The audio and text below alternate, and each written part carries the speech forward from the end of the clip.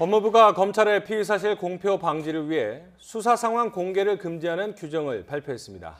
검사의 명예를 훼손하거나 오보를 낸 언론사 출입을 제한하는 내용도 포함돼 있어 논란이 되고 있습니다. 박기환 기자입니다. 법무부의 새로운 형사사건 공개 금지 규정은 피의 사실과 검찰 수사 상황에 대해 원칙적으로 공개를 금지하고 있습니다.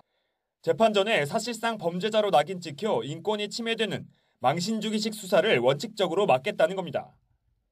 우선 검찰 수사 과정에서 피의자와 기업 이름 등이 익명 처리되고 수사 상황과 혐의 사실, 사건 관계인의 주장과 진술 내용, 증거 등에 대한 공개가 원칙적으로 금지됩니다.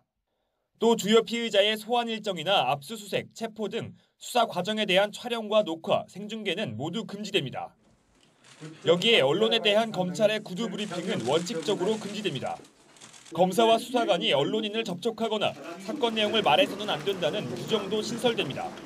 다만 형사사건공개심의위원회에서 의결을 거쳐 국민의 알 권리가 필요하다고 결정될 경우 전문 공보관이 일부 상황만 공개할 수 있습니다.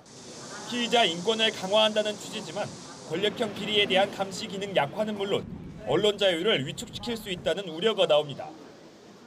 무엇보다 중대한 오보를 낸 언론사의 경우 검찰청사 출입을 제한한다는 규정이 포함되어 있습니다. 수사를 받는 사건 관계인은 물론 검사나 수사관의 인권을 침해하는 경우도 출입을 제한하게 했습니다.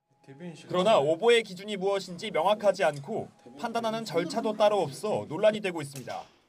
때문에 법무검찰당국이 자의적으로 판단해 언론의 재갈을 물릴 수 있는 독소 조항이란 지적이 나옵니다.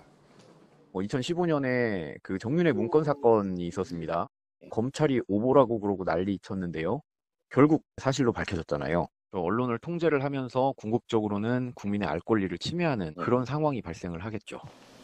무엇보다 언론 취재를 제한하는 규정을 마련하면서 대한변협이나 기자협회, 출입기자단의 별다른 의견 수렴 절차도 거치지 않았습니다. 법무부는 이 규정이 입법 절차가 필요 없는 훈령인 만큼 준비 기간을 거쳐 오는 12월 1일부터 시행한다는 계획입니다. YTN 박규환입니다.